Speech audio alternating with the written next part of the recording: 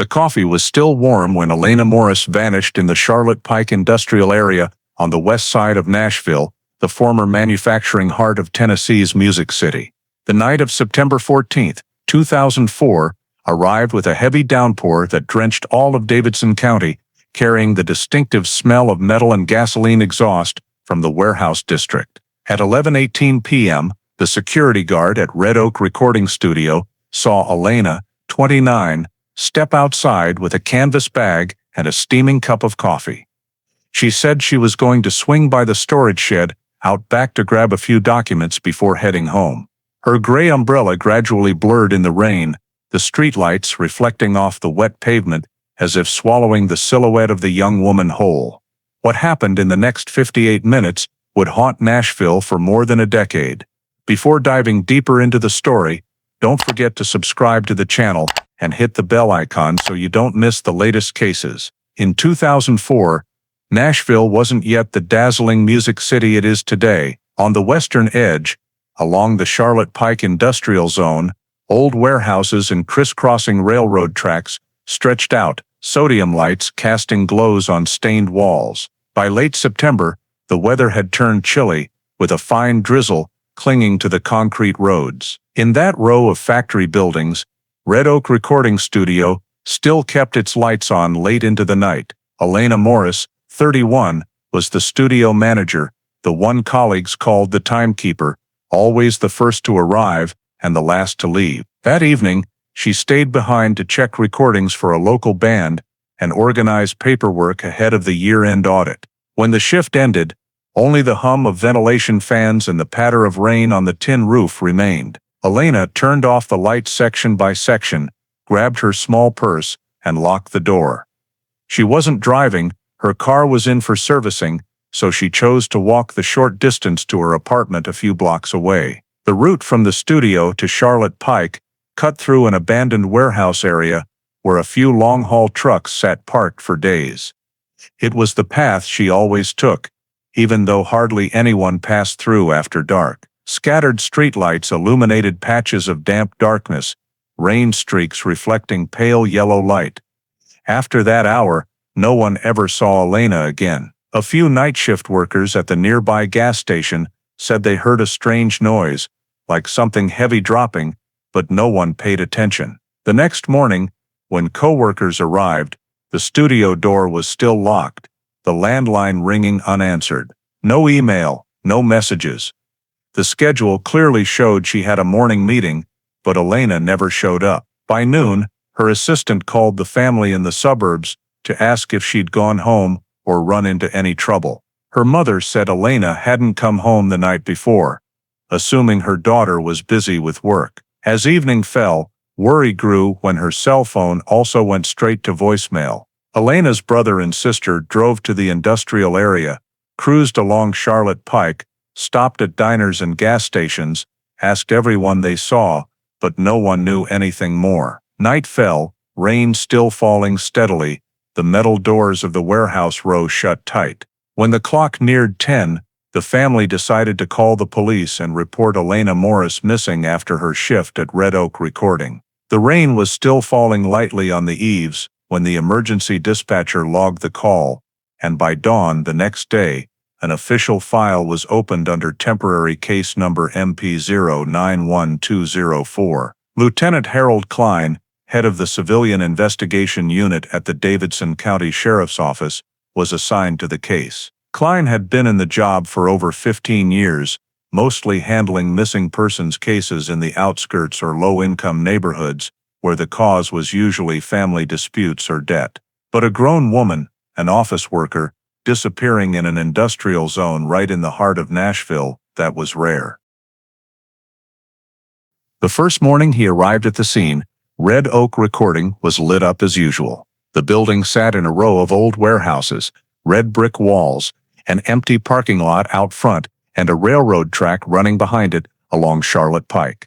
The main door was locked properly, no signs of forced entry.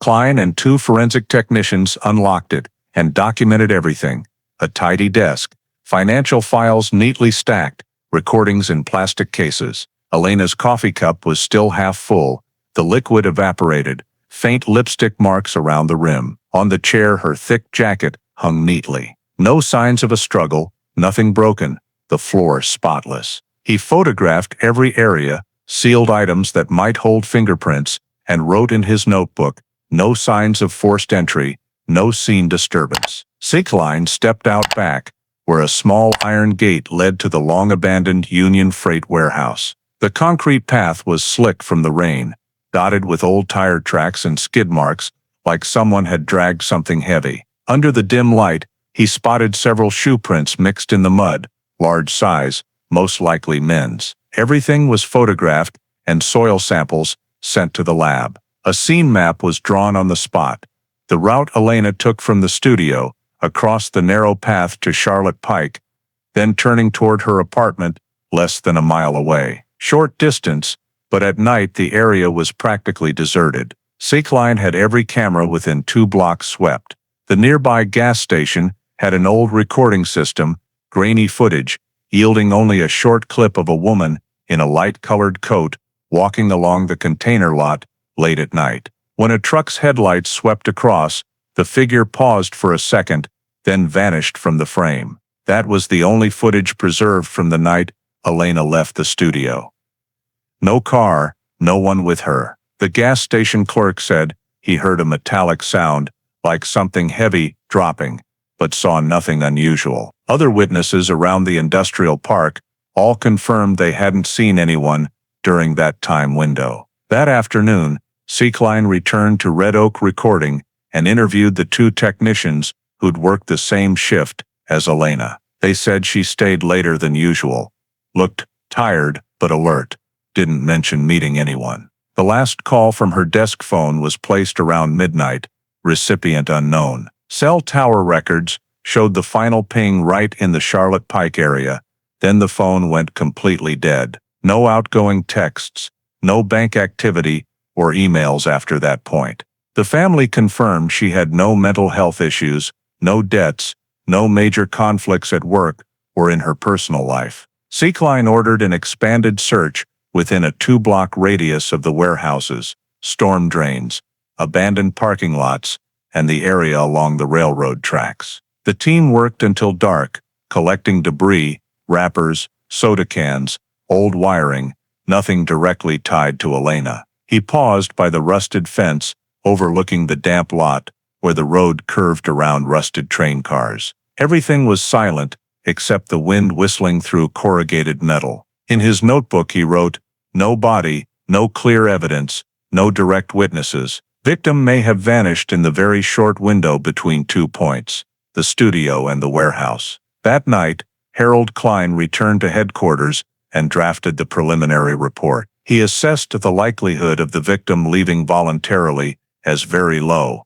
and recommended continued investigation with caution. The summary sent upstairs read, "Missing adult, under investigation." On his desk he left the day's final note, "Light rain, clean scene, traces washed away fast. One person disappears in the middle of the city, leaving nothing but emptiness." In the 2 days after the file was opened, Lieutenant Harold Klein focused on the first step of protocol, verifying everyone closest to Elena Morris in the 2 weeks before she vanished. From phone records, the first name that surfaced was Jason Abel, Elena's boyfriend of nearly a year. He was a freelance sound engineer who often worked for small studios in downtown Nashville. Records showed Jason had a prior assault charge from 2003 during a bar fight, resolved with an administrative fine.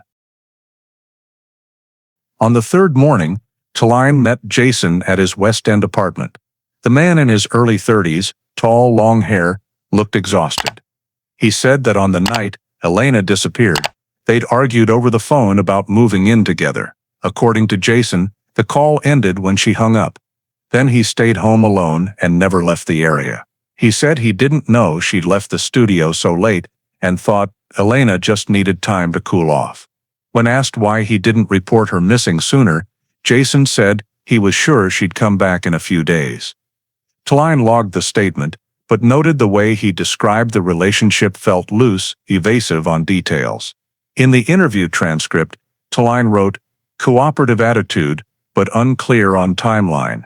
That same afternoon, Tline tracked down Christina Myers, Jason's ex-girlfriend and owner of the Magnolia Bar near the Charlotte Pike industrial zone. Christina said she knew Elena because both were in the music scene. Elena sometimes stopped by the bar to meet clients.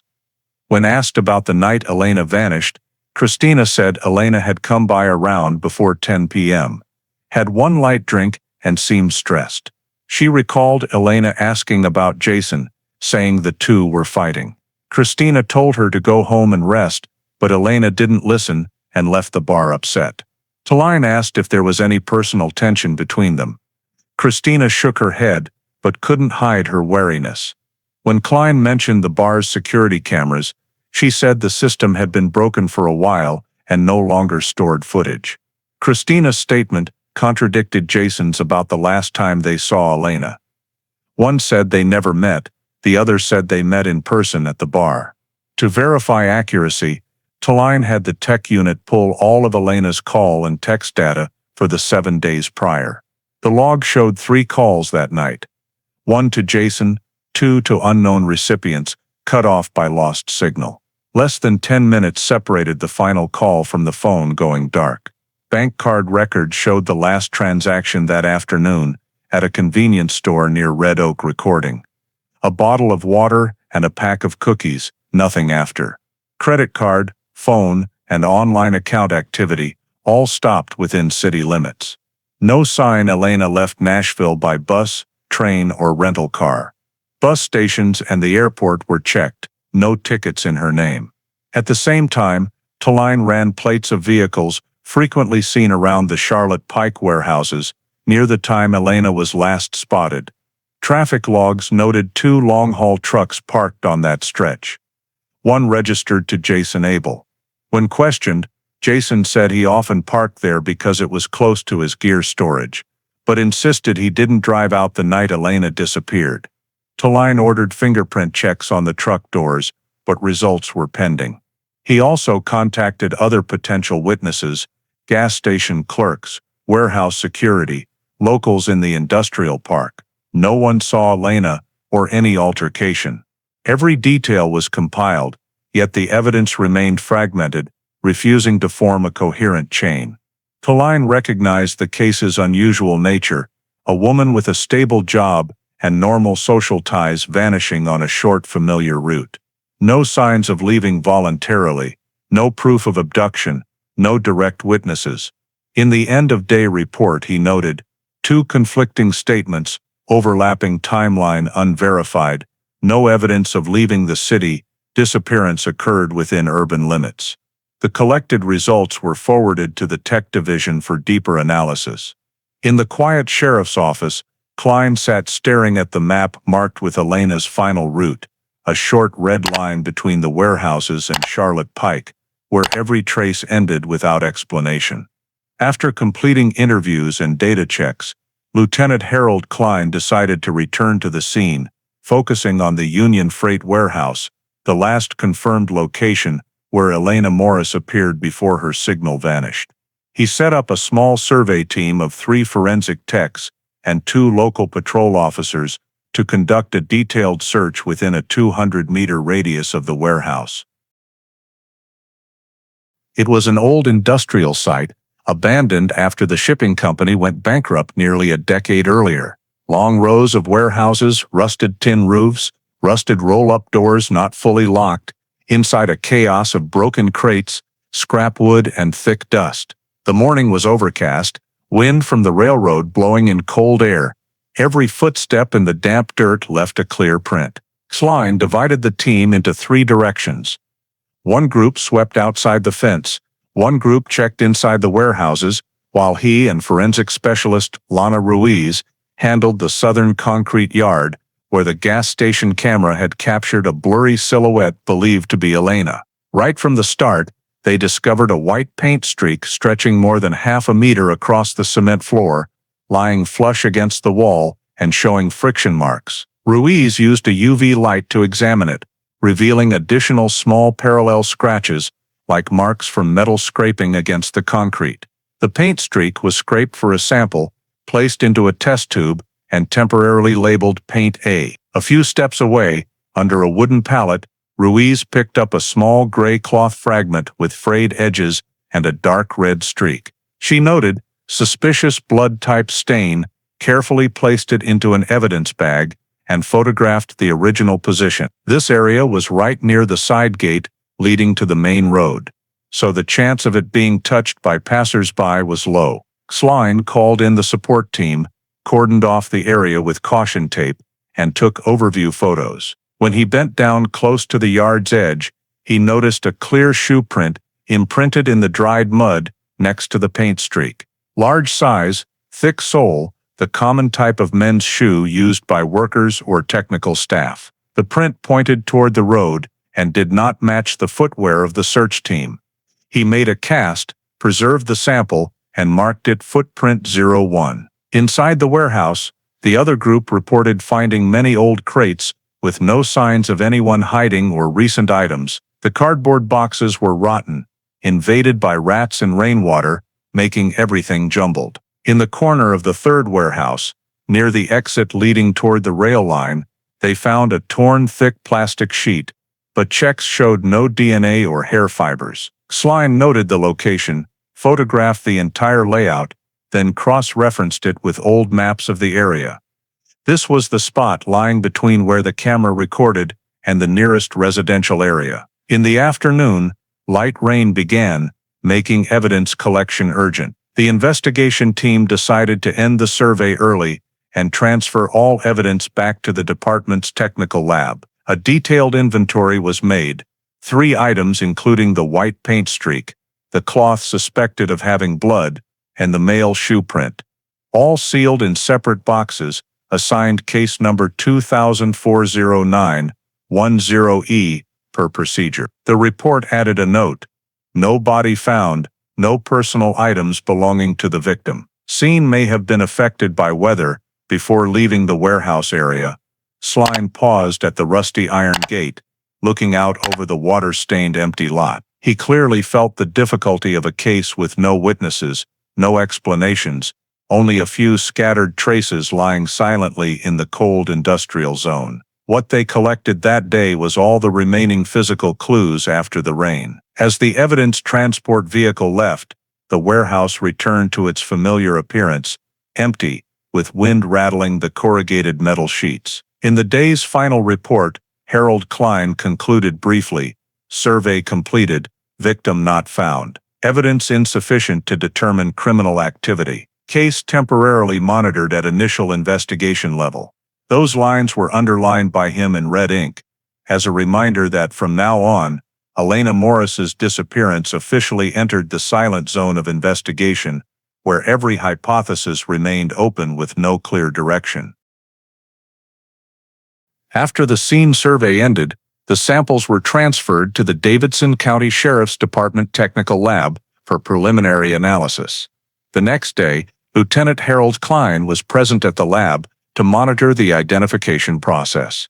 The evidence consisted of 3 main items: the white paint sample, the cloth with a red stain suspected to be blood, and the male shoe print cast. All were sealed under case number 20040910E.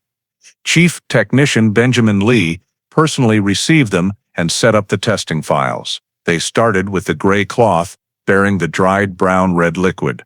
Under UV light, the stain clearly showed spreading along the fabric fibers. Quick hematology test results confirmed it was human blood, type O, the most common blood type, accounting for over 40% of the U.S. population. This data was not enough to identify an individual, but confirmed the sample's biological origin. Next, the lab used phenolphthalein reagent and hydrogen peroxide to test for hemoglobin presence. The reaction was positive, proving the blood was still relatively fresh at the time of collection, possibly less than 10 days old. However, the sample amount was too small for full DNA extraction. Davidson County at that time still used old-generation DNA analysis technology, requiring at least 1 nanogram of intact genetic material, while the cloth provided less than 1/10 of that. Klein understood this meant any conclusions about the victim's or suspect's identity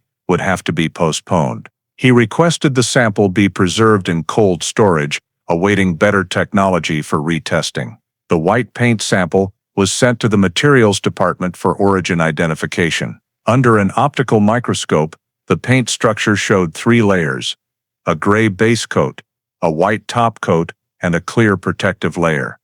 The characteristic structure of commercial truck paint produced by Ford from 1999-2004. Cross-referencing the lab's automotive paint database, the result matched the Ford F-150 white model line. Klein noted it immediately, because in the list of people connected to the case, only one person owned this type of vehicle: Jason Morris. However, this data was only physical comparison and could not precisely determine the sample came from that specific truck. The same paint was commonly used on tens of thousands of other vehicles in the state. The shoe print cast was compared against the Department of Justice's criminal footwear database. Size 11, deep sawtooth rubber sole, the style commonly used in large work boots or athletic shoes. No matches with old records. The lab concluded it could only determine the likely gender of the wearer as male. Average weight around 80 to 90 kilograms, based on the print depth in the mud. When the preliminary report reached Klein's desk, he reviewed all the results at once. First note: human blood, typo insufficient for DNA. Second, paint matches Ford F-150 type, cannot attribute source. Last, insufficient evidence to prove criminal act. All were technically accurate but extremely limited results, reflecting the exact state of investigation in Davidson County at that time: lacking equipment, lacking budget, and heavily reliant on witness statements. Klein read Technician Lee's final conclusion, which clearly stated, no factors directly linking evidence to the missing victim. The collected samples suggest the possibility of an injury at the scene or mechanical activity from a vehicle, but insufficient criminal basis. He closed the file, feeling its weight. Those results did not open any new directions. Everything stopped at possibilities, assumptions, and inferences. The blood-stained cloth, white paint streak, male shoe print, 3 details that, taken separately, could all be random. But placed in the context of a woman vanishing without a trace, they became incomplete pieces of a dark picture. On the last day of analysis, Klein went to storage, signed for all evidence to be sealed in a dedicated freezer, and attached long-term preservation labels.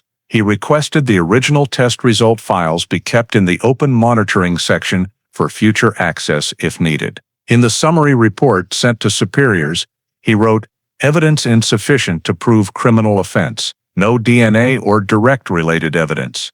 Continue monitoring at initial investigation level." His pen dried quickly on the white paper. Elena Morris's disappearance, at that point, remained just a big question mark in the ever-thickening case file of the Davidson County Sheriff's Department. After receiving the lab results report, Lieutenant Harold Klein proposed launching an expanded search operation. The goal was to sweep the entire area around Charlotte Pike within a 5-mile radius, including abandoned warehouses, empty lots, and low-traffic sections along the railroad line. He believed that if Elena Morris had had an accident or been attacked, there was still a chance of finding physical traces near the original scene. The Davidson County Sheriff's Department planned a 7-day operation, mobilizing 8 additional officers, a K-9 unit, and a terrain observation helicopter. The search began early in the morning, when mist still covered the industrial roofs. The first group handled the Union Freight warehouse and surrounding area. K-9 units were brought in to sniff around the container yard, following the wind direction toward the Cumberland River bank. However, the dogs only picked up chemical and machine oil scents, showing no reaction to any biological traces. All suspicious soil samples were collected, numbered, and sent for testing, but results showed no blood or human DNA. The second team swept along the rail line parallel to Charlotte Pike, an area with heavy brush and impromptu dumps. They found a few old clothing scraps and wires, but checks confirmed none belonged to the victim. Klein directly led the third group, responsible for the southern land where the road led down to the old parking lot. He had a detailed map drawn, marking potential hiding spots or trace locations like shallow pits, underground drains, and abandoned wells. The first 2 days yielded nothing. On the third day, the police scout helicopters circled the Cumberland River area to observe flooded land or strange floating objects. From above, only reeds and drifting trash were visible, with no unusual signs. The nearest residential area was more than a mile from the scene, and questioned residents heard no strange noises or saw unfamiliar vehicles on the night Elena disappeared. Klein ordered the search range expanded westward, including the small woods near Interstate 40. The support team moved in off-road vehicles, carrying metal detectors and GPS units. They scanned each section, noting every new oddity: broken glass, plastic bags, empty cans, but nothing matched Elena's personal items. Volunteer rescue workers joined, but by the end of the 5th day, the entire 5-mile radius had been checked with no significant results. Local media, which had heavily covered the disappearance, began reducing coverage. Articles in the Nashville Journal and News Channel 5 only repeated old information: 31-year-old woman vanishes after work, no signs of foul play. Klein noticed public attention fading, meaning volunteer support would drop. He maintained the search a few more days, but bad weather hindered deployment. Fall rain made the warehouse area slippery, water pooled into large puddles, gradually erasing traces the team hoped to find. In the weekend wrap-up meeting, team leaders reported one by one: no new evidence, no additional witnesses, no recovered extra camera data. All efforts returned to zero. Harold Klein wrote in the minutes, expanded search area, yielded no related traces. K9 and helicopter produced no positive signals, no new witnesses. He knew this was the phase where a missing person case often hit a dead end. Evidence had been collected, areas swept, witnesses questioned, and the result was only emptiness. That afternoon, he stood in the empty parking lot, looking at the rain-soaked warehouse roofs, feeling time in the case stretched endlessly. Patience was mandatory, but the greatest challenge for an investigator. In the final search report, Klein wrote a cold summary line: no new discoveries, no additional evidence.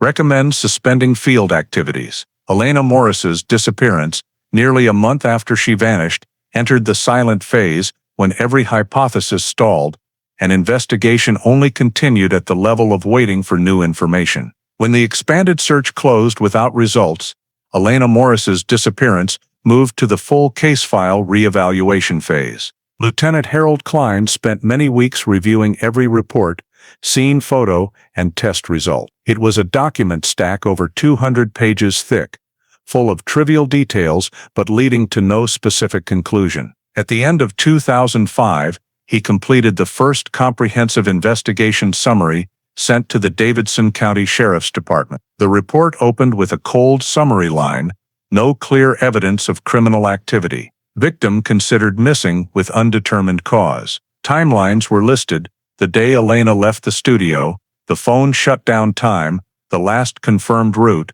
and the failed search within 5 miles. Everything ended right back at the starting point, where every trace had been erased by rain and time. The Davidson Technical Department attached a supplementary review. They confirmed that the blood sample and paint chip had been stored according to proper standards, preserved in stable conditions, and could be reused when DNA analysis technology advanced further. Technician Benjamin Lee noted evidence suitable for long-term preservation. Recommend maintaining current status. It was a brief note, but Slean understood how important it was. He believed that even small evidence could become the key if re-examined in the future. However, in 2005, every investigative lead had been exhausted. No witnesses, no cameras, no financial activity, no distress calls. Those factors caused Elena's case to be classified as missing person, unexplained, a category of files typically suspended after 12 months,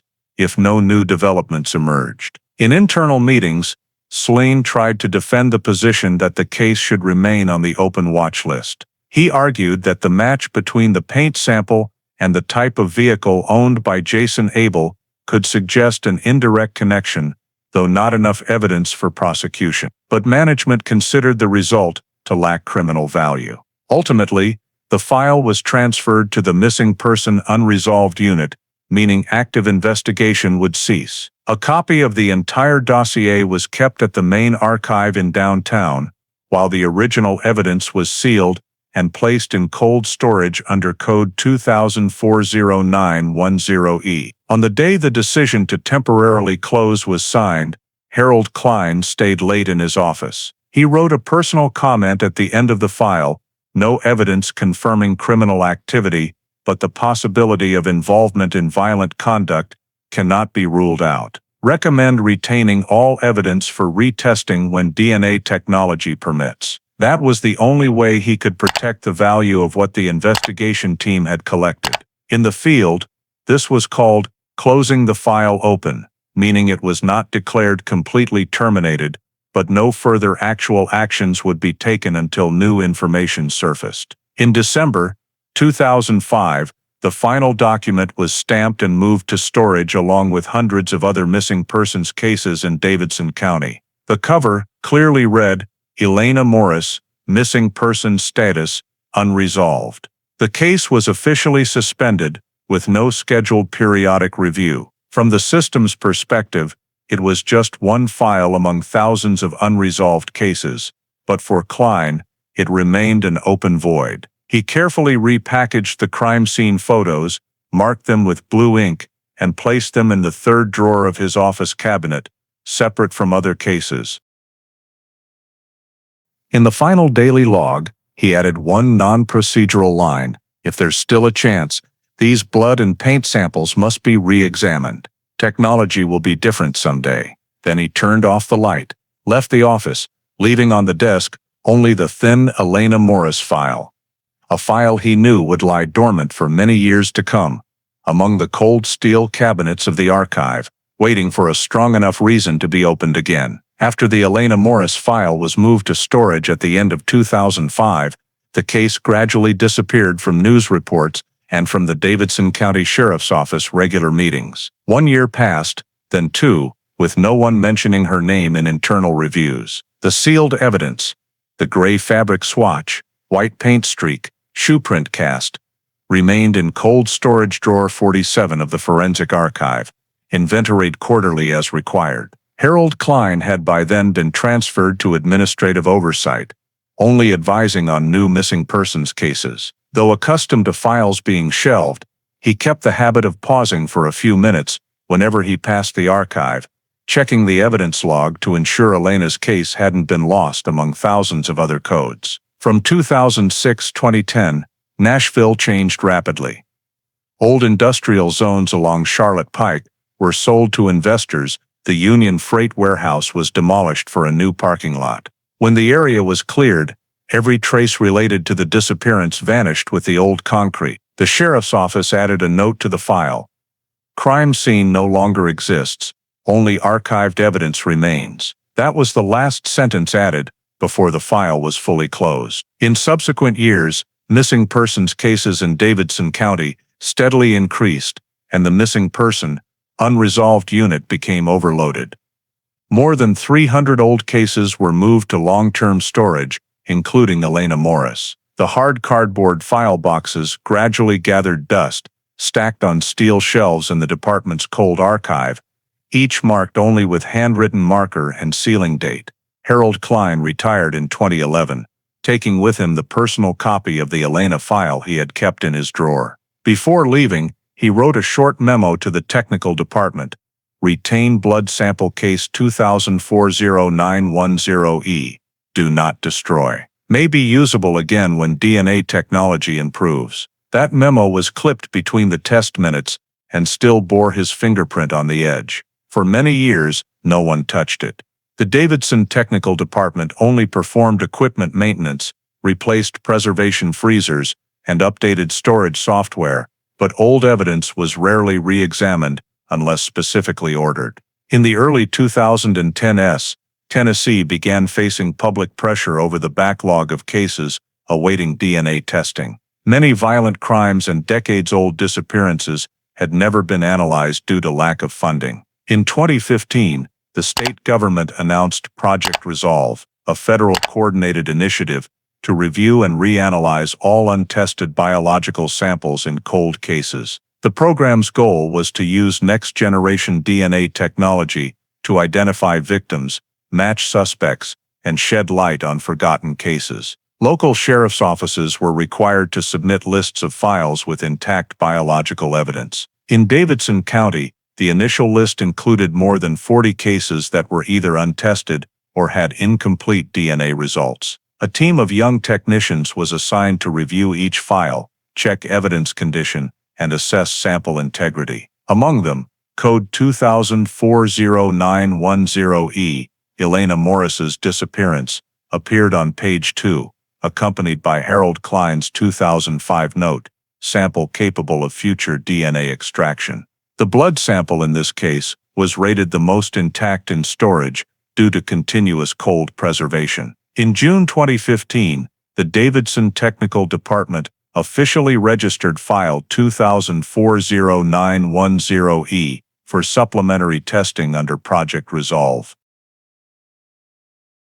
After file 20040910E was added to Project Resolve's roster, the biological evidence in the Elena Morris case was transferred to the Nashville Police Department's main laboratory for reanalysis using next-generation DNA technology. The person directly assigned was forensic technician Elena Ruiz, a young specialist with extensive experience handling decades-old stored samples. Ruiz knew that for evidence over a decade old, DNA purity was often very low, with high risk of contamination or degradation. However, when she broke the seal on the evidence box, she found the Elena Morris blood sample surprisingly well preserved. The package still bore the old Davidson technical seal, the moisture-proof aluminum pouch was intact, and the glass tube holding the fabric piece retained its original structure. Before proceeding, Ruiz performed standard checks,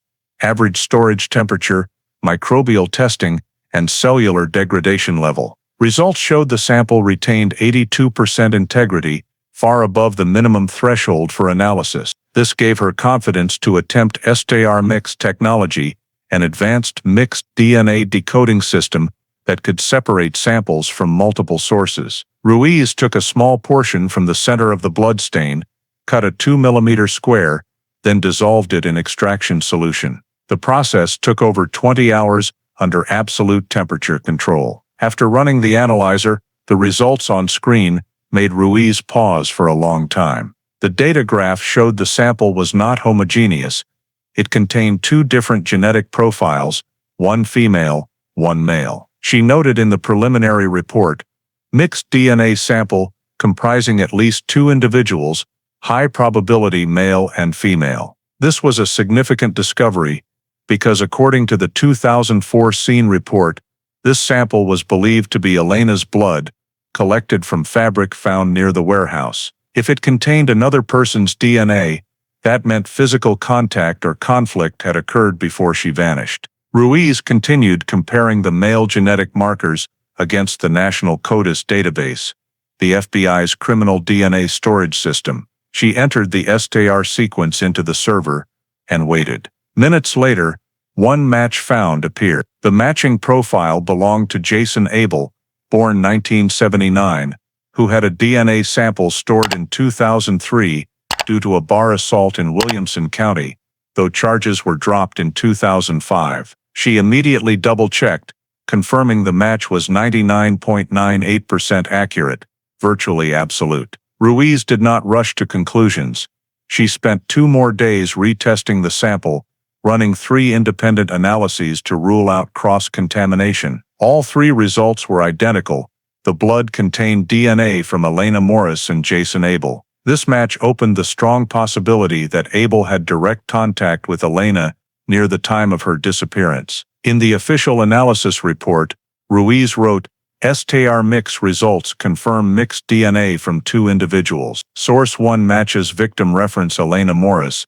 Source 2 matches Jason Abel profile stored in CODIS since 2003. Statistical reliability, 1 in 21 billion chance of error. No signs of contamination or thermal deviation. Ruiz reread the report multiple times before signing. She understood the implications. A disappearance classified as unexplained for over a decade now had biological evidence directly linking it to a specific person. She called the Nashville Police Department's Cold Case Unit, the division handling reactivated backlog cases under Project Resolve. Lieutenant Grant Walters, head of Cold Case, received the information. Ruiz sent the full results, along with electronic data and 3 independent verification reports. To ensure transparency in the process, the laboratory also invited an independent expert from the Tennessee Bureau of Investigation's Forensic Services Division to review the procedure. The expert confirmed there were no technical errors, and all data was automatically recorded in accordance with ISO 17025 standards. The final forensic conclusion was signed on March 18, 2016, marking the first time in 12 years that Elena Morris's disappearance had clear physical evidence. Inside the Nashville Police Department, case file 20040910E was officially moved from archive to cold case active review.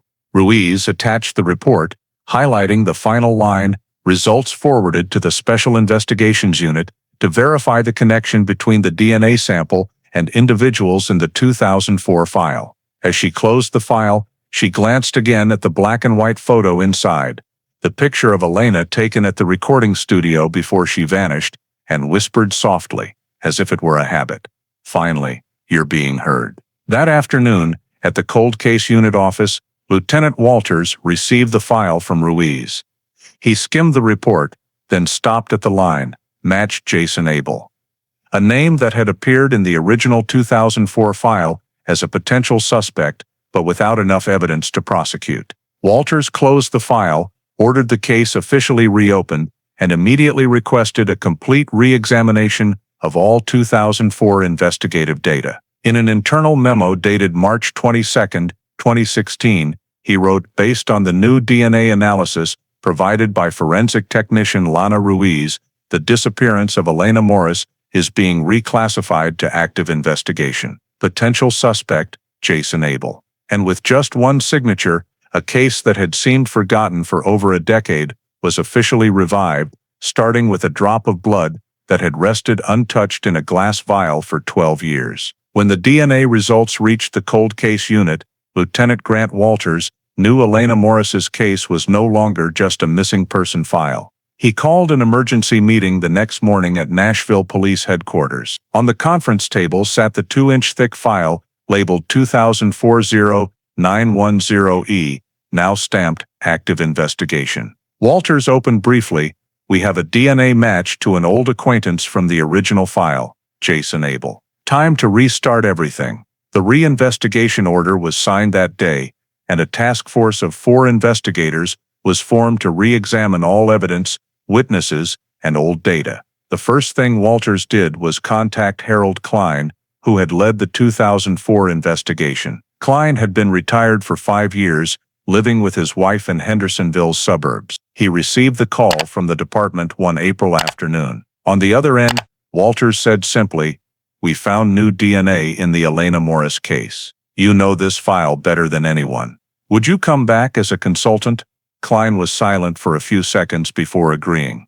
Though retired, he still carried vivid memories of the case, the only unsolved disappearance of his career. 2 days later, he arrived at Cold Case Unit headquarters, bringing his old notebook and yellowed crime scene photos. Klein shook hands with each member of the new team, then began, "This file won't be easy. We have to treat it like we're starting from scratch, but with one thing we didn't have in 2004, biological evidence." He spent the first day summarizing the original timeline, Elena's route that final night, the Charlotte Pike warehouse area, the Type O blood sample, the paint flecks matching a Ford F-150, and the insufficient evidence conclusion that had shelved the case. Walters ordered the tech unit to recover the original crime scene maps and create new digital versions for comparison with current terrain. The old Union Freight warehouse was now a logistics parking lot, but the team still rebuilt the diagram, marking every evidence location.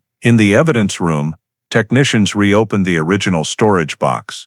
Besides the retested blood sample, they re-examined the shoe print cast, paint chips, and still-sealed evidence bags. A few packages showed moisture damage from storage humidity fluctuations, but overall they remained intact. Klein stood watching, arms folded, eyes fixed on each familiar item he had collected himself 12 years earlier. He pointed to the plaster cast of the muddy shoe print, size 11, deep tread, aggressive pattern. Back then I thought construction boots. Maybe he came back here working under a different name. Walters nodded, ordering the tech team to 3D scan the cast for digital storage and future comparison. After 3 days reviewing physical evidence, the team moved to old witness statements. The file highlighted 2 key figures, Jason Abel, Elena's boyfriend at the time of her disappearance, and Christina Myers, Abel's ex-girlfriend and owner of a bar near Charlotte Pike. In 2004, both were interviewed but never charged. Klein recalled their statements clearly contradicted each other. Abel claimed Elena left the bar at 10 p.m. to walk back to the studio. Myers said she saw them arguing outside, and Abel left agitated. "We need to talk to both again," Klein said. "But this time we have a legal reason." Walters agreed and assigned 2 investigators to locate their current whereabouts. Meanwhile, the data team recovered 2004 cell phone records from the old carrier. Using new technology, they could re-establish coverage zones and estimate locations of Elena's final calls. Combined with the digital crime scene map, this pinpointed her movements far more accurately than 12 years earlier. Klein studied the maps projected on the big screen, red signal dots along Charlotte Pike, stopping dead at the old warehouse where the bloody fabric scrap was found. "Still right here," he said slowly. "Everything comes back to this spot." The team worked non-stop for weeks. They re-examined every crime scene photo, every 2004 lab side report. Small details overlooked before now received attention. Tire tracks near the white paint streak, distance between the mud patch and the warehouse, streetlight timing that night. Everything was digitized and stored in the new system. Each day when leaving the office, Klein kept his old habit, closing the file and placing it on the desk as if it were still his case. In May 2016, the cold case unit officially completed the initial review phase. The internal report concluded, evidence well preserved, biological match to Jason Abel. 2004 witness statements contained significant contradictions. Recommend re-interview of involved individuals and verification of Abel's actions near the time of disappearance. Walters signed it and forwarded the file to the Tennessee State Prosecutor for approval to expand the investigation. As he left the meeting room, Harold Klein paused to look at Elena's photo hanging on the cold case unit wall, a reprint from the original file. The young woman with brown hair and a slight smile now existed only in documents. He whispered, almost to himself, 12 years, Elena. Maybe this time we'll see it through. After the cold case unit finished the file review phase, Lieutenant Grant Walters directed the next step, reconstructing a detailed timeline of the night Elena Morris vanished. The goal was to pinpoint the last moment she was known alive and narrow the area where the attack likely occurred. The data team worked with the Nashville PD telecom unit to recover phone logs, while Harold Klein's advisory group re-examined old witness statements and the few surviving camera sources. The incident occurred on the evening of September 14, 2004, when security cameras in the Charlotte Pike industrial area were sparse. However, a private warehouse at the corner of 53rd Avenue had retained a VHS security tape, now digitized under Project Resolve. When the footage was played, the team spotted a female figure leaving the Red Oak recording studio area at approximately 9:42 p.m., walking west, the exact route Elena usually took to catch a ride home. The image was grainy, but gait and height matched co-worker descriptions. 2 minutes later, headlights from a light-colored pickup truck appeared, moving slowly behind her. Suppline watched the tape 3 times. He noted, female believed to be Elena, vehicle traveling same direction, likely Ford-type truck, short bed. It was the first detail matching the 2004 paint evidence. When combined with cell tower data, a picture emerged. Elena's phone pinged its final tower, Charlotte Pike 2201 at 9:48 p.m., just 6 minutes after she appeared on camera. After that, the device went completely silent. Network data confirmed the phone was powered off abruptly, with no signal loss.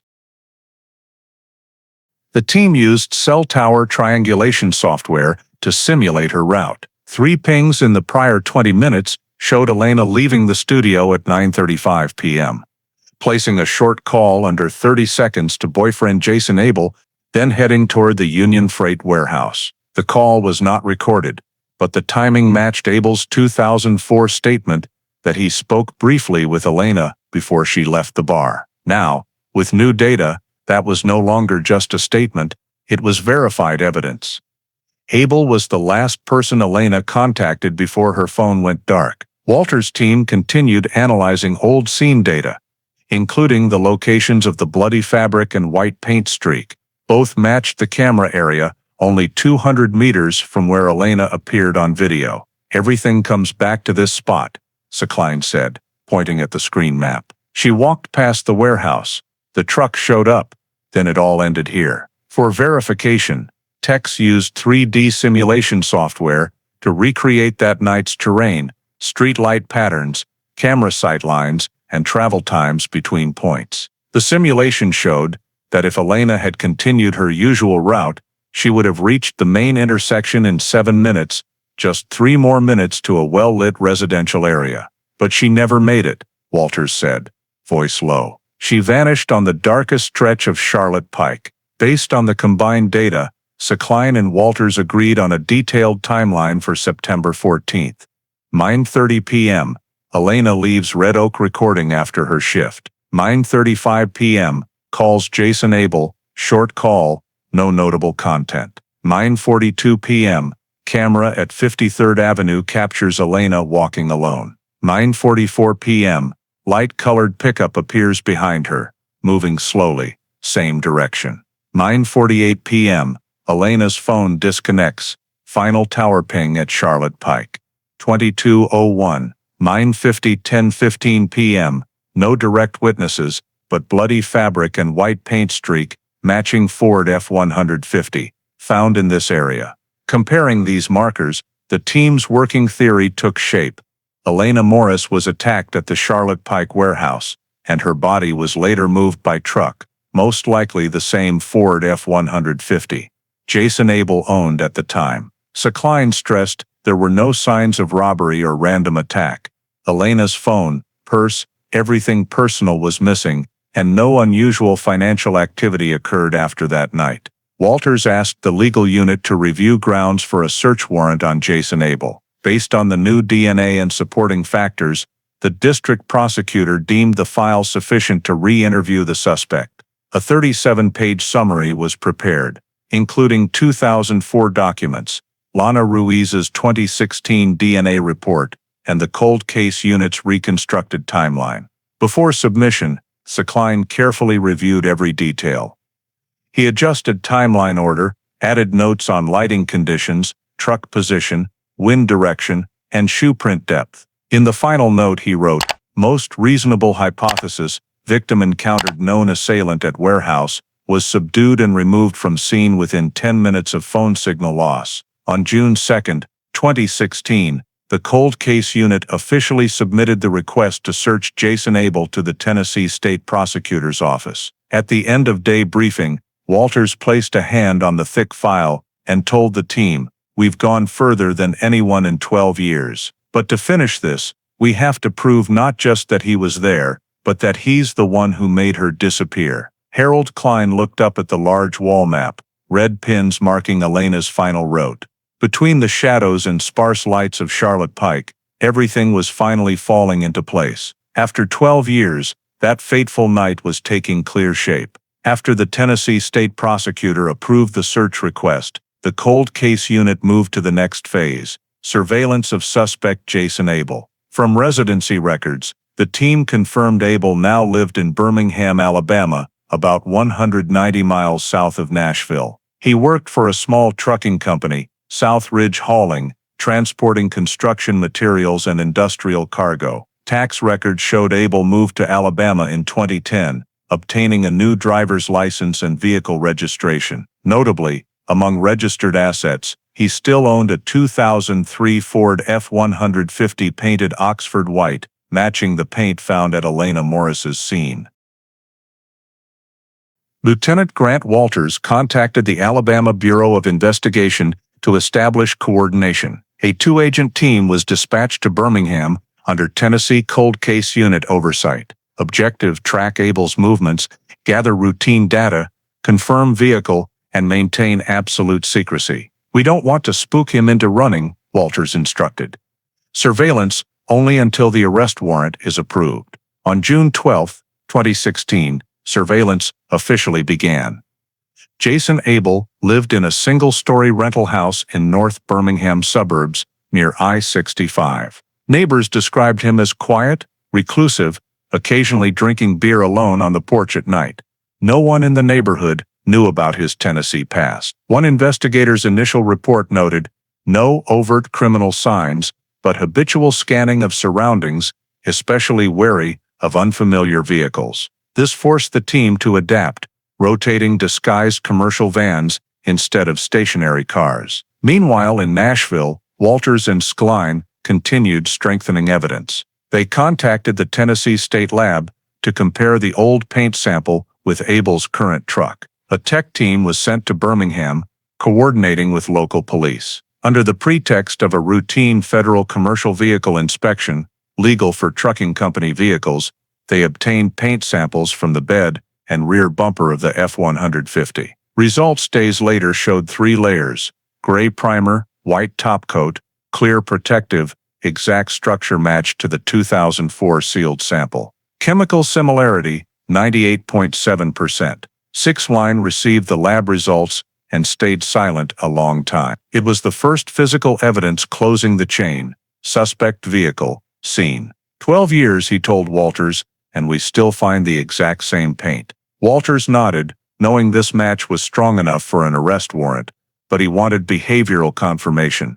Proof Abel had traveled back to Tennessee around Elena's disappearance. The data team accessed 2004 federal toll records and found a faint entry from the Brentwood Toll Plaza, just 15 miles south of Nashville, logging a Ford truck with the first 3 plate digits matching Abel's on the night of September 14. Though the toll camera photo was unclear, the timestamp aligned perfectly with Elena's disappearance window. Walters noted in the file, high probability suspect left Nashville immediately after the incident. In Birmingham, surveillance logged Abel frequently driving to west suburb areas, sometimes over 60 miles, with no clear work reason. Once he stopped at an old lumber yard near Bessemer, sitting in his truck for nearly an hour, no contact or cargo. Investigator note, unusual behavior, possibly a familiar location. Walters saw it as classic offender psychology, returning to places of memory or mental refuge. After 2 weeks of surveillance, the Cold Case Unit held a final coordination meeting before submitting the arrest warrant.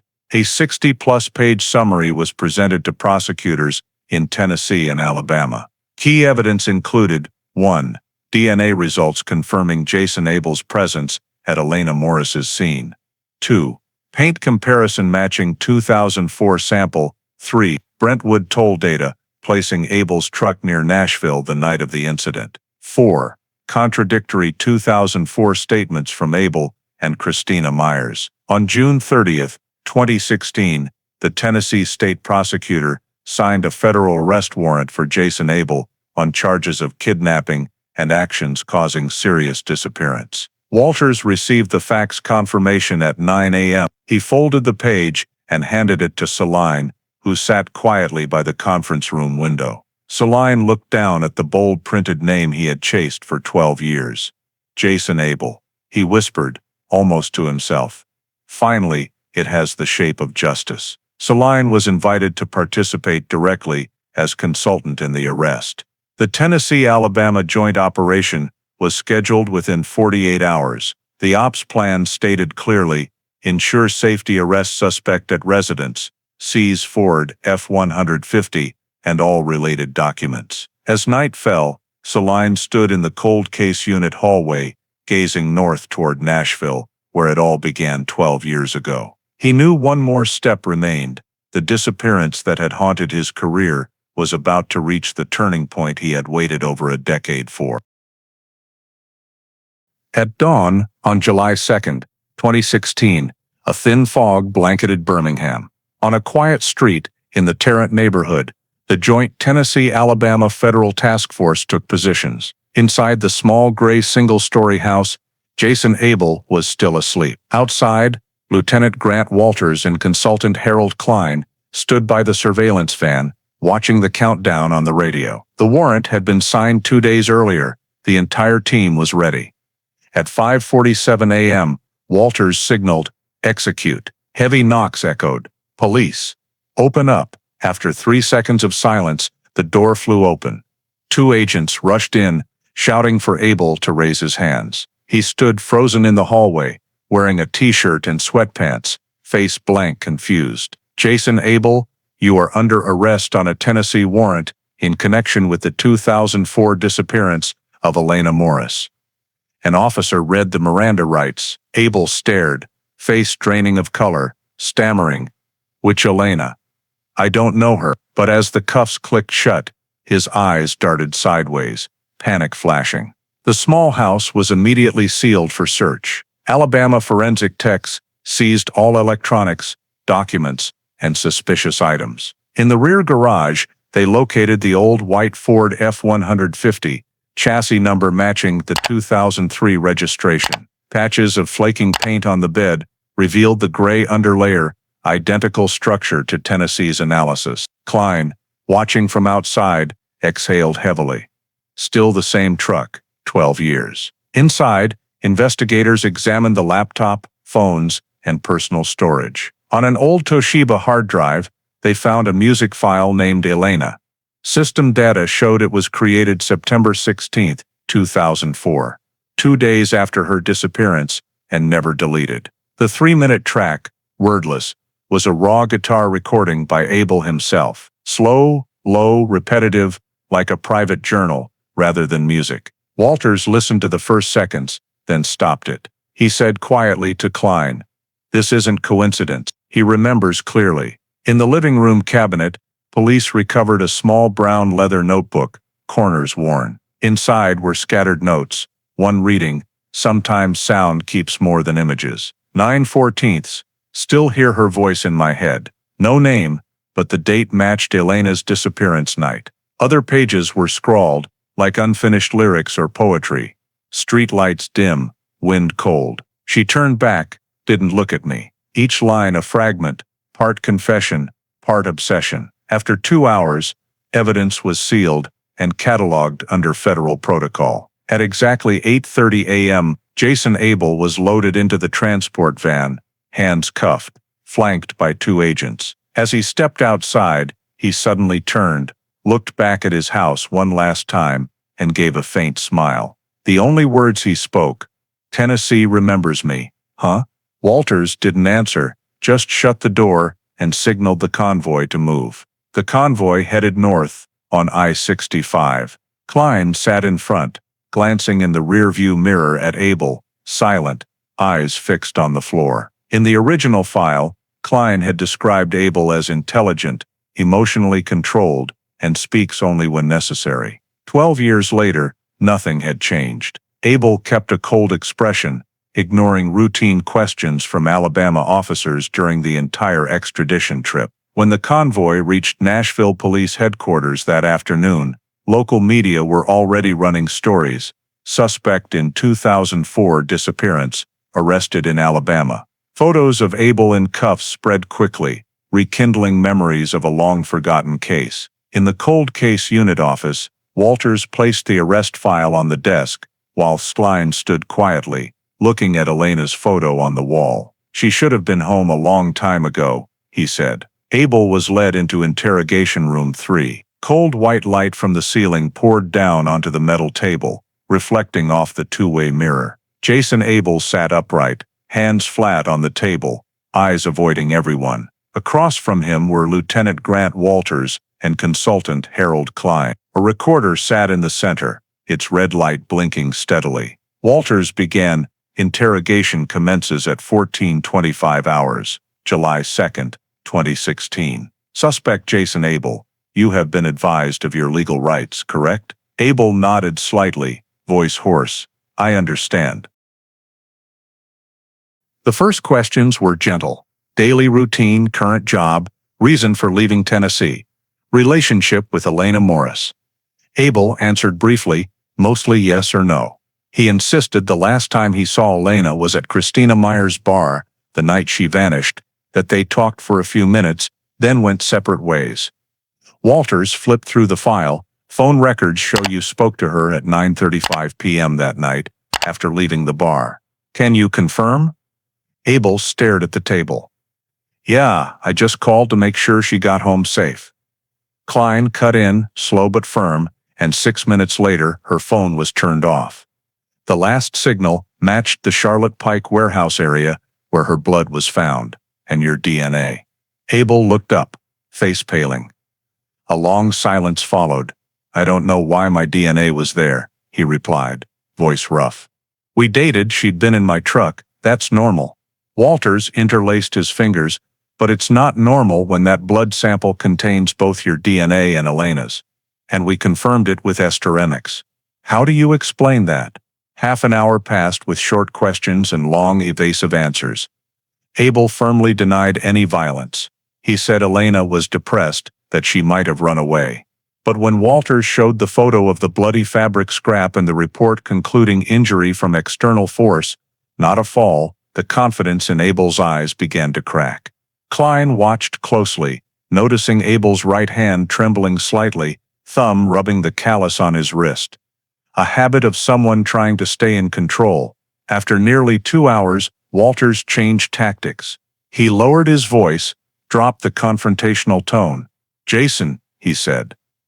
12 years is a long time. Maybe things got out of hand. Maybe it was an accident. But if you keep quiet, this file becomes first-degree murder. I need you to tell the truth, right now." Abel looked up, staring hard at the two-way mirror. "She attacked me first," he said softly, voice catching. Klein leaned forward. "What did you say?" Abel took a deep breath. "We met at the warehouse. She wanted to talk. She was mad because I was still seeing Christina. I told her not to make a big deal, but she grabbed me, pulled my shirt. I pushed her away. She fell, hit her head on the concrete corner. I didn't mean to." Walters asked quickly. "Fell where?" "Right by the warehouse door. I panicked, thought she was just unconscious. I tried to wake her, but there was blood. I was scared. I didn't know what to do." Klein scribbled in his notebook. "You say she fell, but the forensic report shows injuries not just to the head but multiple impact points, face, shoulder, arms.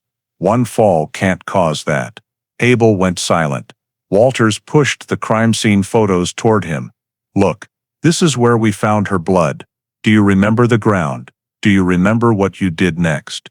Abel stared at the photos for a long time, shoulders hunching slightly. "I didn't mean to hurt her," he whispered. "When she was lying there, I was afraid people would think I killed her. I dragged her to the truck, meant to take her to the hospital. But then I saw she wasn't breathing." Klein looked up, voice dropping. "What did you do with the body?" Abel clenched his fist, silent. Walters tapped the table lightly. "Jason, you've been quiet for 12 years. Tell the truth." It took nearly 3 more hours, as the sky outside turned to dusk, before Abel started speaking continuously, voice raw. "I drove out of the city. I don't remember exactly where, just kept driving, then stopped in the woods near the Davidson County line. I left her there. I thought maybe someone would find her." Klein asked, "Did you bury her?" Abel shook his head, tears rolling down his cheeks. "No, I couldn't. I just left her there, then got back in the truck." Walters leaned back, breathing heavily. He glanced at Klein, signaling the clerk to prepare the transcript. The entire confession was recorded, filmed, and signed by Abel. At the bottom of the transcript, his shaky handwriting read, "Elena slipped and died. I didn't mean to." But when the forensics team reviewed the confession, they quickly spotted inconsistencies. The blood on the fabric showed Elena was injured before the fall, with drag marks on the concrete indicating a prolonged struggle. Additionally, the 2004 impact force analysis showed the head trauma was far more severe than a typical accidental fall. Walters looked at the report, voice cold. "Your story doesn't match the science, Jason." The interrogation ended at 1940 hours when Abel signed the final transcript. He was returned to holding, while Walters and Skline stayed in the conference room, silently watching the dim light filter through the window. Skline said quietly, "He finally talked, but he hasn't said everything." Walters replied firmly, "Right, and we'll prove the rest." After completing Jason Abel's interrogation transcript, the cold case unit moved to locating individuals indirectly connected to the case. The first name on the list was Christina Myers, Abel's ex-girlfriend and the person interviewed in 2004 but never charged. In his statement, Abel claimed he called Christina after it happened to ask for help, though he didn't specify what she did. Lieutenant Grant Walters believed that if true, Myers was the only living witness who could confirm the scene's condition after Elena died. Residency records showed Christina Myers now lived in Fort Worth, Texas, managing a small bar called Copper Moon. She left Tennessee in 2007 with no criminal record and no contact with Abel in tax or phone records for nearly a decade. A team was dispatched to Texas under federal commission. They approached her mid-July morning as she opened the bar. She looked shocked that the old case was reopened, but didn't resist. "I knew this day would come," she said, voice raspy from cigarettes. "I've carried this for years." In the first statement at the local police station, Myers admitted receiving Abel's call on the night of September 14, 2004, around 11:30 p.m. His voice was shaking. "He said something terrible happened, then told me to come help," she recounted. According to Myers, when she arrived at the Charlotte Pike warehouse, Abel was standing beside his Ford F-150 with the tailgate down. "He told me to help clean up because there was blood on the ground. I didn't see anyone else, didn't know Elena was dead," she said. Abel showed her a dark area behind the warehouse where he had spread a plastic tarp on the ground. "I didn't dare ask. I thought he'd done something wrong, but I was scared." Klein and Walters watched from behind the glass as the local investigator continued. When Myers described the warehouse layout in detail, Klein immediately recognized the accuracy. She mentioned the west metal door, the broken section of chain-link fence, and a low mound behind the warehouse where the 2004 team had stopped due to heavy rain. "That's the spot we never fully checked," Klein whispered to Walters. "Those details perfectly matched their old crime scene map and were only dozens of meters from where the bloody fabric was found." Myers continued that Abel asked her to pour water and wipe the floor, then burn the plastic tarp behind the lot.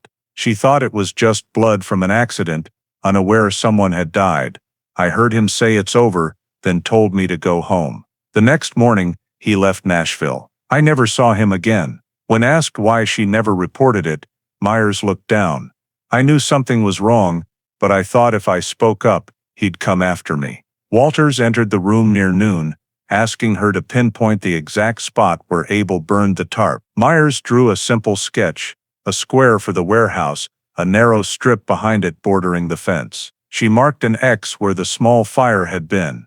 "It was right next to the rusty drum, near the dip in the ground," she said. Klein looked at the sketch, remembering that in 2004, the area was flooded and inaccessible. He muttered, "We missed that spot." That same afternoon, Walters sent an urgent report to Nashville, requesting coordination with the crime scene unit to re-examine the suspected location. New satellite images were pulled and compared to Myers' sketch, showing the land behind the warehouse remained undeveloped despite surrounding renovations. A 30-square-meter patch sat empty. now used as a material storage lot. The tech team pinpointed exact GPS coordinates and marked them on the map. Klein decided to return to the scene himself. "I want to see what she described with my own eyes," he told Walters. 2 days later, he and the Tennessee forensics team headed to Charlotte Pike. Standing on the lot, hot wind blew through the old fence, the ground littered with gravel. Klein walked slowly to the spot Myers indicated, where a half-buried rusty drum sat. He looked around, then said softly, "This is it." Beside him, technicians measured distances and marked every square meter for the official excavation. Back in Nashville, Walters logged Christina Myers' statement as post-incident supporting witness testimony. The final line of the report read, "Witness description matches 2004 warehouse structure, identifies rear area potentially linked to evidence disposal. Recommend geophysical survey and excavation." When the report reached the prosecutor's office, Klein sat in the conference room, staring at the aerial photo of the lot. He said quietly to Walters, 12 years ago, we left just before the rain. If I'd stayed 1 more hour," Walters cut in, "we're staying now. No more missing anything." Outside, night had fallen. Streetlights illuminated the lot in the photo, a red circle marking the spot Christina Myers described, and where, after 12 years of silence, the team believed they might finally find the answer to Elena Morris's disappearance. Early morning on July 22, 2016, the Tennessee State Forensics team began excavating the lot behind the Charlotte Pike warehouse, now leveled into a trucking company parking area. Under cold case unit supervision and consultant Harold Klein, the site was cordoned off, media kept at a distance. The 30-square-meter strip Myers had pointed to was marked with yellow tape and GPS stakes. In the harsh Nashville summer sun, technicians carefully scraped away thin layers of soil, operating ground-penetrating radar and stratigraphy scanners to detect structural differences. Just 3 hours in, an anomaly appeared at about 70 centimeters depth, a small oval area with different moisture levels than the surrounding soil. "Stop, grid of 3, led technician Benjamin Lee, the same man who worked with Klein over a decade earlier, ordered. Each shovelful was screened. By midday, under the blazing sun, a small bone fragment emerged. Klein bent down, recognizing it as a human femur section, still showing characteristic porous structure. The grid was immediately expanded 1 meter east. Within hours, more bones appeared, a partial skull, vertebrae, and right arm bones. Nearby, in the damp soil, something glinted.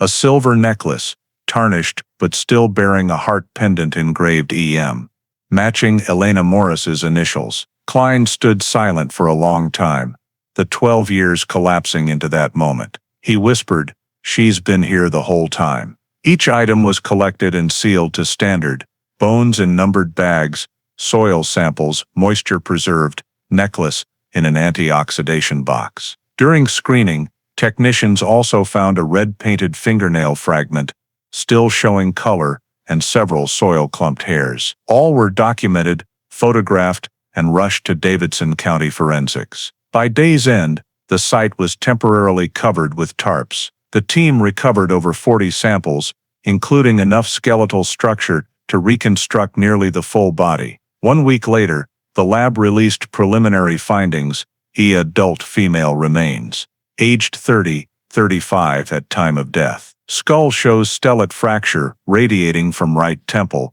caused by direct blunt force impact, inconsistent with natural fall mechanism. Detailed forensic results were released August 2, 2016. Based on bone microstructure, experts determined cranial trauma as cause of death, timing matching Elena's disappearance. The report's bold conclusion: manner of death, homicidal blunt force trauma, violence inflicted by another. Simultaneously, the Tennessee State DNA Lab extracted mitochondrial DNA from the femur and hair samples. Nuclear DNA had degraded after over a decade, but mitochondrial sequences could confirm maternal lineage. A reference sample came from Margaret Morris, Elena's mother, still living in Knoxville. When results reached Nashville, everyone waited in silence. The report contained one line: match confirmed, mitochondrial DNA identical. Those words left no doubt. The remains were Elena Morris. Lieutenant Walters read the results, nodded, then placed the paper in front of Klein. He said nothing for minutes, staring out the window where the sun set over Charlotte Pike's old buildings. 12 years, Klein whispered. She's finally home. Immediately after identity confirmation, the cold case unit held a brief press conference at Nashville PD headquarters. Walters announced, "We have positively identified remains found at Charlotte Pike as Elena Morris, missing since 2004. Based on forensic and DNA evidence, the case is classified as homicide. Primary suspect Jason Abel is in custody, awaiting charges." Local media ran headlines, "Tennessee cold case cracked after 12 years." In the internal report to the state prosecutor, Walters listed all evidence: 1. Biological evidence, Abel's DNA at scene, victim DNA match with mother. 2. Physical evidence, vehicle paint, excavated items. 3. Forensic findings, skull trauma from blunt object, ruling out accident. 4. Suspect and witness statements, descriptions matching body location. The report concluded, Elena Morris' disappearance determined to be intentional homicide. Sufficient legal and scientific basis to charge Jason Abel with murder in the first-degree Tennessee Criminal Code. When the file updated in the system, the status changed from missing person, unresolved, to homicide, solved. The words appeared cold on screen, but for those who had lived with the case over a decade, it closed a long chapter of deadlock. Late afternoon, as the excavation team packed up, Sestlin lingered alone, staring at the now covered ground. He placed a single wild flower, the only thing growing in the rocky soil. "Elena," he said softly. "We found you." Wind blew dust, and the old metallic smell of forgotten years. Somewhere in Nashville, justice had finally found its voice. Early September 2016, after forensic and excavation results were finalized, the Elena Morris case officially entered the prosecution phase. At the Tennessee State Prosecutor's Office in downtown Nashville, lead prosecutor Robert Garza and his legal team held 2 days of closed sessions, reviewing every piece of evidence. The file exceeded 180 pages, lab reports, witness statements, crime scene photos, and 23 independently verified DNA samples. On Garza's desk, the indictment's first line stood bold: State of Tennessee v. Jason Abel. The charge was second-degree murder, knowing killing without premeditation. The indictment stated, defendant Jason Abel, on the night of September 14, 2004, assaulted Elena Morris at the Charlotte Pike warehouse, causing severe cranial trauma, resulting in death. After the victim died, defendant removed the body and intentionally concealed evidence.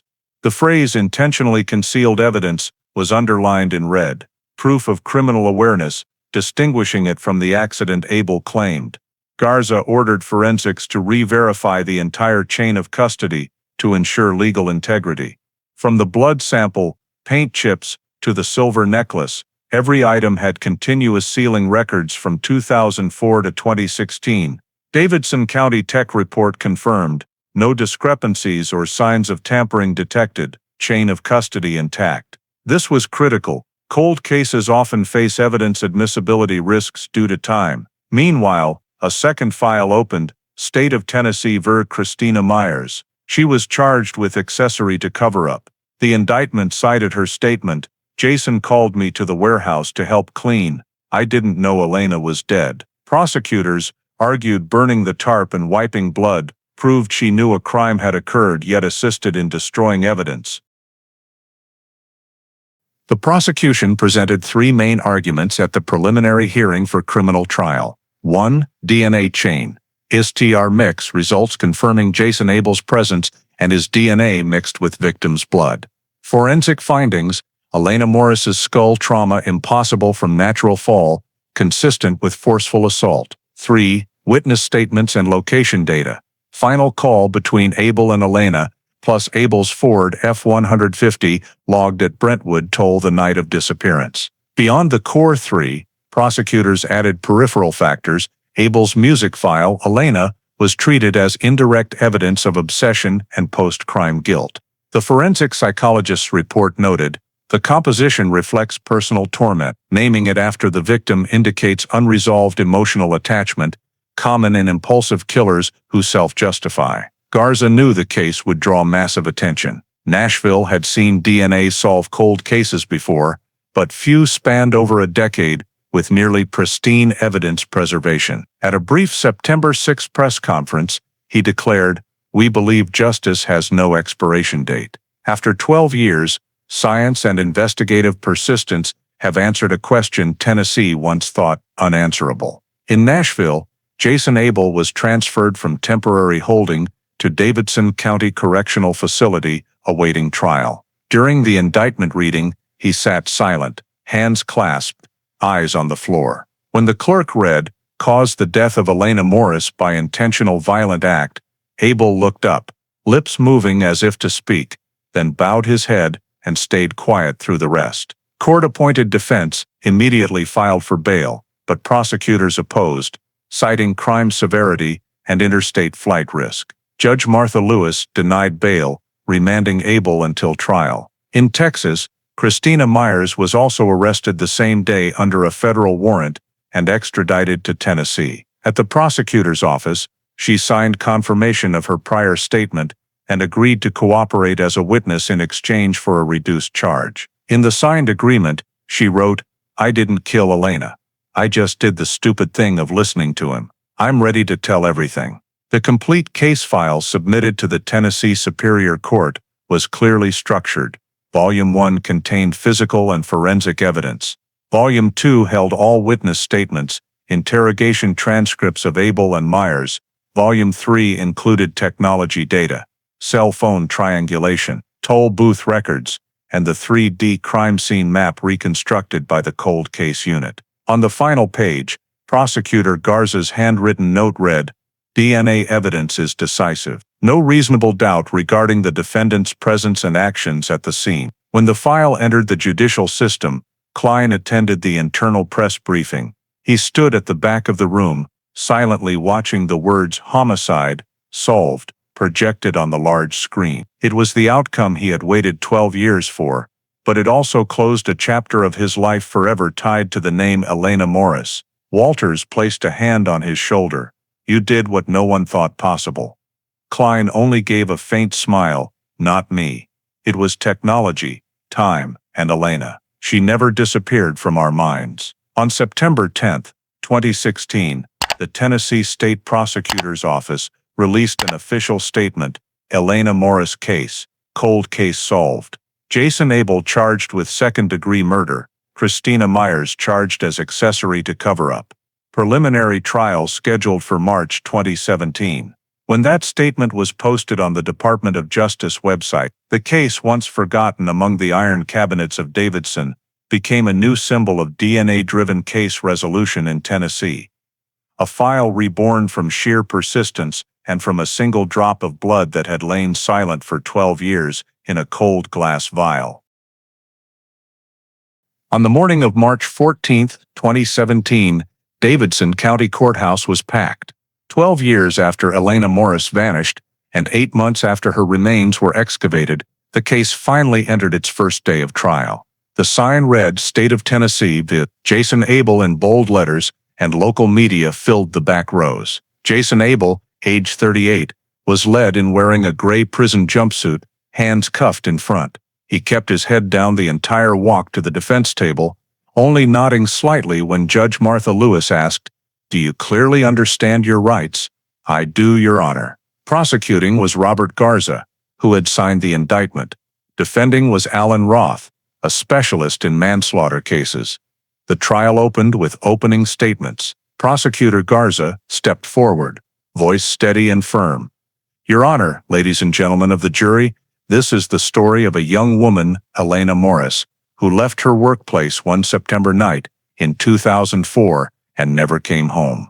For 12 years, her disappearance was forgotten in a cold case file cabinet, until science and justice brought us back to Charlotte Pike, where it all began." He pointed to the screen, showing the silver necklace recovered in the 2016 excavation. We will show you DNA evidence, vehicle paint analysis, witness testimony.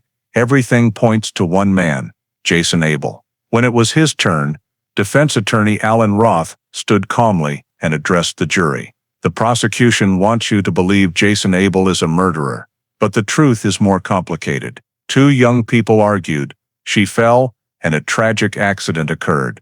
There is no evidence of intent to kill. No witness saw violence. And if justice is truly fair, you must place reasonable doubt above all else. The first 3 days were devoted to scientific evidence. Forensic technician Lana Ruiz, who had analyzed the DNA under Project Resolve, was called as the first witness. She described the STR mix process, projecting DNA charts on screen, 2 clear waveforms representing Elena's and Abel's genetic profiles. We ran the test 3 independent times. Results identical, accuracy 99.98%, she stated. Defense counsel tried to challenge, can you rule out contamination from long-term storage? Ruiz replied, no, chain of custody verified. This sample retained over 80% integrity, extremely high for 12-year-old evidence. On day 4, the prosecution displayed a 3D reconstruction of Elena's final route. Simulated lighting, camera positions, and cell tower data were overlaid on the map. Garza pointed to the final dot on screen, the Charlotte Pike warehouse. This is where her phone went dark. And here, the white paint streak matching the Ford F-150 Jason Abel still owned. The jury stared at close-up images of paint layers and microscopic comparisons between the scene sample and Abel's truck. The lab report was read aloud. Chemical similarity 98.7%, random coincidence excluded. For witnesses, Christina Myers entered the courtroom. She wore simple clothes, face weary. Garza asked, do you recognize that man? Yes, that's Jason Abel. Can you repeat what you saw on the night of September 14, 2004? Myers' voice shook. He called me. I went to the warehouse, saw him wiping blood. He told me to help, not to ask questions. I saw him spread a plastic tarp. I didn't know Elena was dead. Roth objected, claiming the testimony was bought for a reduced sentence, but Judge Lewis overruled.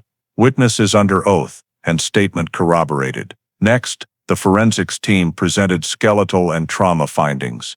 Dr. Samuel Klein explained, the victim's skull shows stellate fractures radiating from the right temple, characteristic of high-force blunt impact. Impossible from a normal fall. Injury location and direction indicate impact from front and above. Garza asked, if this were a fall, could the force produce such damage? Impossible. Required force equivalent to a heavy blow with a wooden or metal object.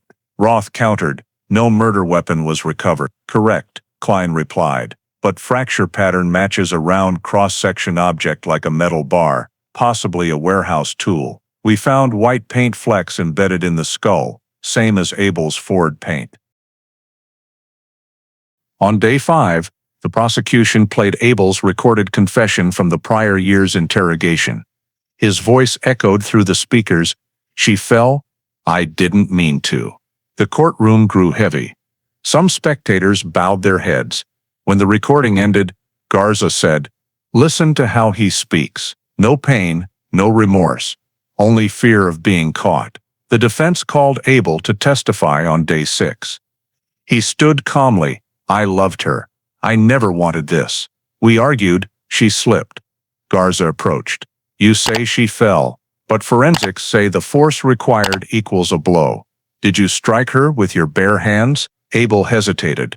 I only pushed her away, pushed hard enough to fracture her skull. Abel fell silent, head down. Garza paused, then told the jury, that's the one thing he can't deny. The trial lasted 8 days. Dozens of witnesses, from technicians and officers to Elena's former co-workers, took the stand. Each statement, each piece of evidence peeled away another layer of soil, revealing the story buried for 12 years. When both sides rested, Judge Lewis addressed the jury, your duty is not to seek perfection, but to determine truth beyond reasonable doubt. The jury retired at 5 p.m. on March 22, 2017. Tension filled the courtroom. 2 hours later, they returned. The foreperson stood, holding the verdict. The judge asked, "Have you reached a unanimous decision?" "Yes, Your Honor." He opened the paper and read clearly, "We, the jury, find the defendant Jason Abel guilty of second-degree murder." In that moment, the courtroom fell silent. Christina Myers broke into sobs. Walters in the front row nodded slightly, while Klein closed his eyes, clutching his old notebook tightly. Judge Lewis declared, "Formal sentencing will occur next week. Court is adjourned." Jason Abel slumped over the table, saying nothing. As people filed out, late-day sunlight streamed through the windows, falling on Elena Morris's photo placed beside the prosecution table. The picture taken at Red Oak Studio in 2004, her smile turned toward the camera. After 12 years, the truth finally had its voice, and justice, though late, had reclaimed its place in Nashville. 1 week after the jury verdict, on March 29, 2017, Davidson County Court reopened for Jason Abel's sentencing. The room was quiet, the atmosphere more solemn than the trial. In the front row sat prosecutor Robert Garza beside the cold case unit team.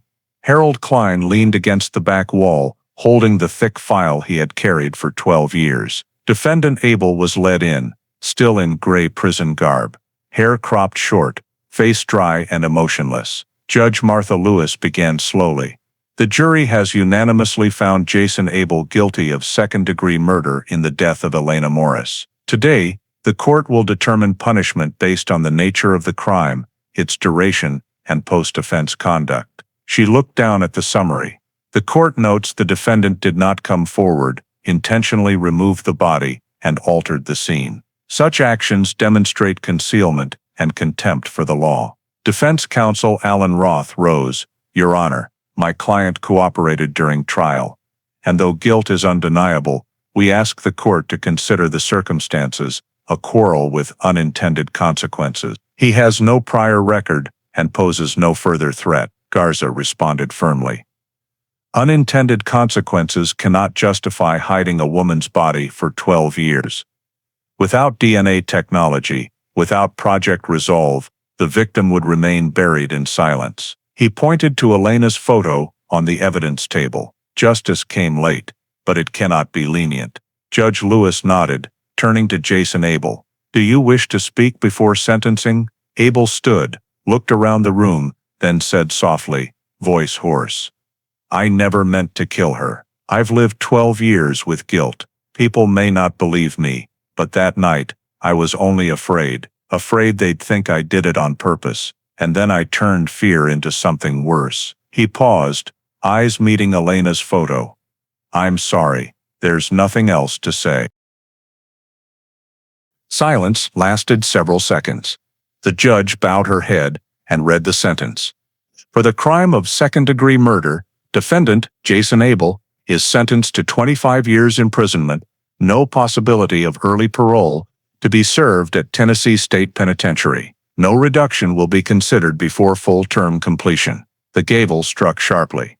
In the prosecution row, Lana Ruiz exhaled, clutching her notebook. Beside her, Klein bowed his head, no joy on his face. Only the stillness of a man who had finally seen the last piece fall into place. That same afternoon, the court also sentenced Christina Myers for assisting Abel in evidence destruction. She appeared in simple clothes, hair tied back, face gaunt. As the charge, accessory to cover-up, was read, Myers wept silently. The judge noted her cooperation, pinpointing the body, detailing Abel's actions, and sentenced her to 10 years at Tennessee Women's Correctional Facility, first 3 years without probation. Myers nodded, choking out, "I know I deserve this. I only hope her mother can forgive me." After the hearings ended, reporters waited outside the courthouse, but the cold case unit declined all interviews. In their small second-floor office at Nashville PD, Walters, Klein, and Ruiz sat finalizing the Elena Morris case report. The document exceeded 200 pages, detailing every step from file reactivation and DNA analysis to excavation and trial. On the last page, under professional notes, Ruiz wrote, in small handwriting, Sample 20040910E, proves physical evidence can survive time if properly preserved. Technology may change, but justice retains its value. Klein read the line, nodded, signed the conclusion, and added his final handwritten note to the file. Case closed. Justice achieved. Walters closed the folder, labeled it Elena Morris, Solved 2017, and placed it in the Cold Case Unit archive, where light glinted softly off the new cover. As they left the office, Nashville's afternoon sky stretched outside. People hurried along the streets, as if a 12-year case had never just ended. Ruiz paused on the steps, asking quietly, "Do you think late justice is still complete justice?" Klein looked into the distance where the sun was fading. "There's no late justice, only people who never give up. We did what was right. The rest belongs to memory." In that moment, he felt his heart lighten, as if the case that had weighed on part of his life had finally been laid down. And somewhere in the city, Elena Morris's name had been rewritten, not under missing person, but among solved cases, a testament that truth, no matter how deeply buried, will one day see the light. The Elena Morris case was not just a 13-year investigation. It deeply reflects an aspect of modern American society. Faith in slow but enduring justice, in the power of science and human perseverance to uncover truth. From 2004 to 2017, when all seemed forgotten, one properly stored drop of blood became the key that unlocked the entire case. In today's America, where tens of thousands of cold cases still sit in state archives, Elena Morris reminds us that every piece of evidence, every person, no matter how small, holds lasting value when preserved with responsibility. The lesson is not only for investigators, but for the community. Truth never dies.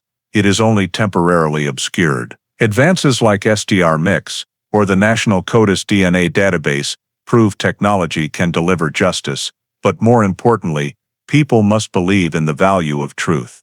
Just as Lieutenant Klein and technician Lana Ruiz never gave up on one faded old vial. In a modern society, where information is easily forgotten, the Elena Morris case reminds us that justice requires time and patience, that doing the right thing is not always fast or dazzling. In Tennessee, investigators proved a simple yet powerful truth.